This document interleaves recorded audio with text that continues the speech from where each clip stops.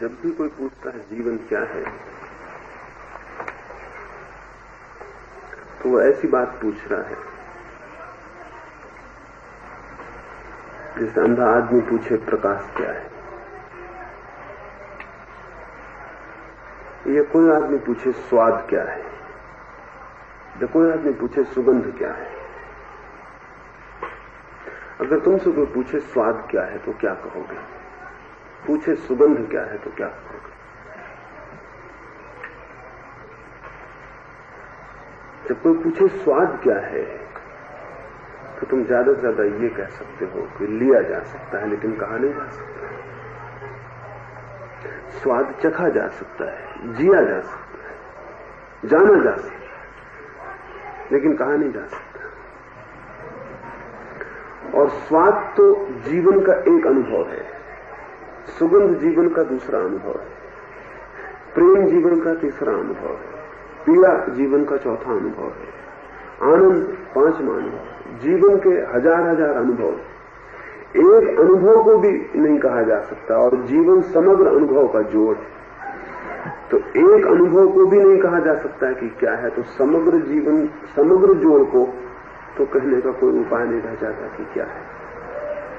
इसलिए आदमी पूछता चला जाता है कि जीवन क्या है और सोचता है कि मैं बिल्कुल ही ठीक प्रश्न पूछ रहा हूं और उत्तर बिल्कुल नहीं मिलता है। हजारों साल से आदमी पूछता है जीवन क्या है, अभी तक कोई उत्तर किसी ने दिया नहीं, आगे भी कभी कोई देगा नहीं। उत्तर लोग देने की कोशिश करते हैं, वो उनसे भी ज्यादा ना समझे जो प्रश्न पूछते हैं, क्योंकि प्रश्न इर्रिलेवेंट है, प्रश्न जो है असंगत है। कौन सी चीज पूछी जा सकती है और कौन सी चीज नहीं पूछी जा सकती, इसका हम कभी भेद ही नहीं करते। हम तो मानते हैं कि जिस चीज को भी हम प्रश्न बना सकते हैं उसको हम पूछ सकते हैं। जिसको भी भाषा में क्वेश्चन मार्क दिया जा सकता है वो प्रश्न बन जाता है, भाषा का जहां तक संबंध बन जाता है। सुगंध क्या है, इस प्रश्न में कहां भूल है? भाषा के लिहाज से प्रश्न पूरा बन गया। सुगंध के बाबत पूछ रहे हैं क्या है, ये पूछ रहे हैं और प्रश्नवाचक लगा हुआ है, सुगंध क्या है, उत्तर चाहिए। तो भाषा की दृष्टि से जो संगत प्रश्न है वो भी अनुभव की दृष्टि से असंगत हो सकता है। सुगंध जानी जा सकती है, कहीं नहीं जा सकती, और सुगंध जीवन के हजार हजार अनुभव का जरा सा टुकड़ा है। जीवन का अर्थ है समस्त अनुभवों का जोड़। कोई पूछता है जीवन क्या है, प्रश्न बिल्कुल ठीक मालूम पड़ता है, प्रश्न है, उत्तर देने वाला भी सोचता है उत्तर होना चाहिए कोई, क्योंकि प्रश्न पूछा गया है, और झंझट शुरू हो गई, गलती शुरू हो गई। लिंग्विस्टिक भूल है, भाषा की गलती है और कुछ नहीं। और ये अगर तुम्हें दिखाई पड़ जाए, ये अगर तुम्हारे समझ में आ जाए कि कुछ चीजें हैं जो पूछी नहीं जा सकती, क्योंकि पूछने भर से कोई मतलब हल नहीं होता। कुछ चीजें हैं जो नहीं पूछी जा सकती, अगर ये भी तुम्हारे समझ में आ जाए तो शायद तुम्हें ये भी समझ में आ जाए कि फिर जीवन को जानने का रास्ता कुछ और होगा, पूछने का रास्ता नहीं रह जाता। तो पहली तो बात यह है कि ऐसे प्रश्न की असंगति, इनहेरेंट इनकंसिस्टेंसी है। मेरी बात समझ लो पहले, तुम्हारा मतलब तुम बिल्कुल ठीक समझ रहा हूं तो देता हूं। ये तुम कुछ प्रश्न मूलतः असंगत होते हैं और सारा दर्शन शास्त्र असंगत प्रश्नों पर खड़ा होता है। संगत प्रश्नों के तो उत्तर मिल जाते हैं तो बात खत्म हो जाती है, असंगत प्रश्नों के उत्तर नहीं मिलते इसलिए बात खत्म नहीं होती। 5000 साल पीछे चले जाओ, ऋग्वेद का ऋषि भी यही पूछता है जीवन क्या है। 2000 साल पहले चले जाओ, बुद्ध से भी आदमी पूछ रहा है जीवन क्या है। तुम मुझसे पूछ रहे हो जीवन क्या है, 1000 साल बाद भी, 10,000 साल भी कोई पूछेगा किसी से जीवन क्या है। प्रश्न बिल्कुल पूछा जा रहा है निरंतर, उत्तर एक भी नहीं दिया गया आज तक। इससे दो बातें हो सकती हैं, या तो ये हो सकता है कि आज तक किसी को उत्तर पता नहीं, आगे पता चल जाएगा,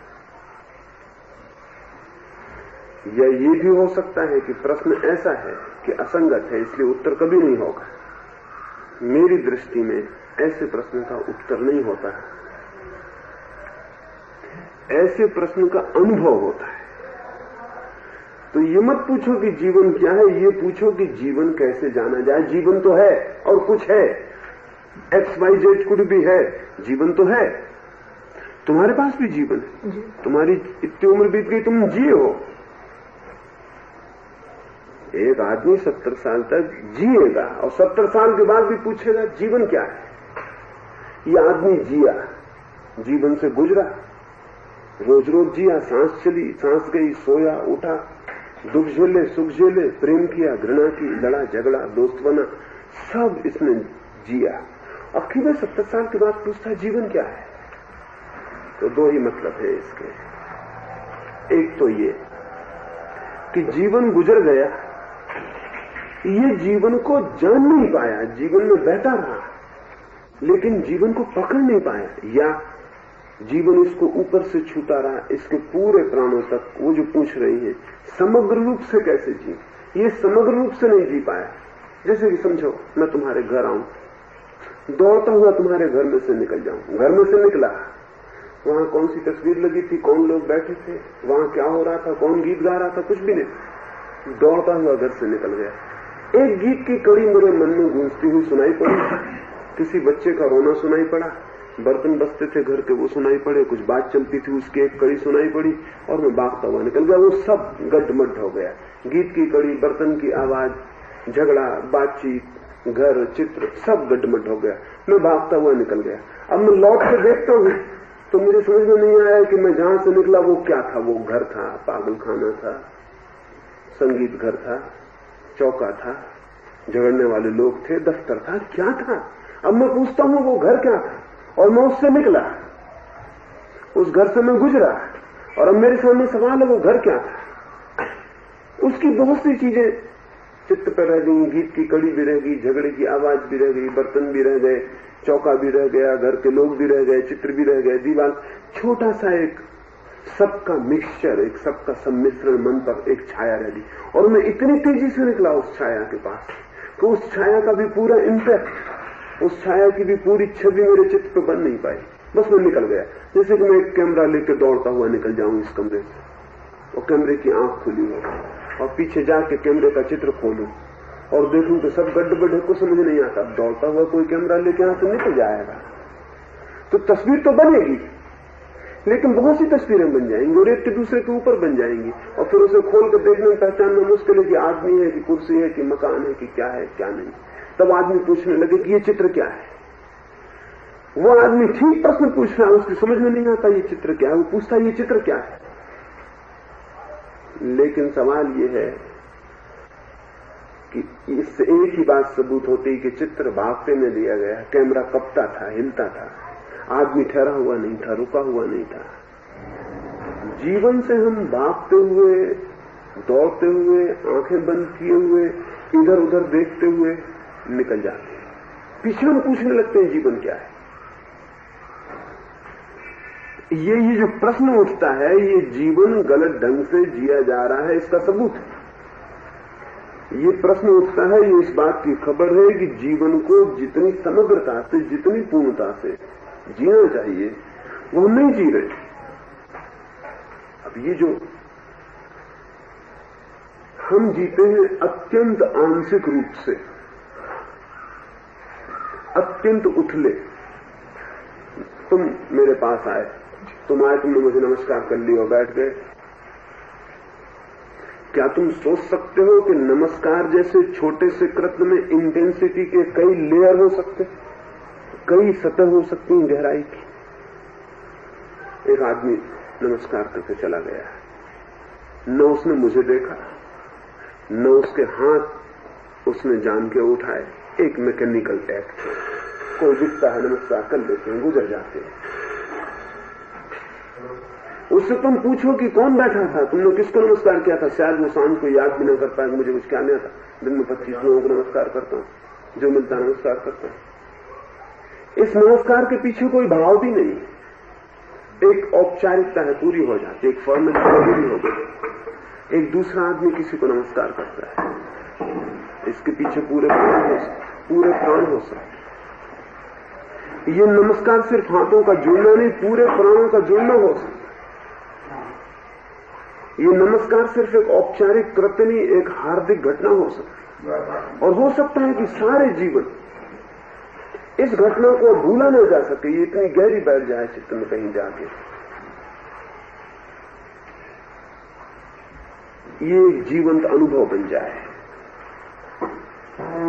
हम जीते हैं ऐसे जैसे भागते हुए लोग, दौड़ते हुए लोग, जो किसी भी क्षण खड़े नहीं होते, भागे चले जाते, भागे चले जाते।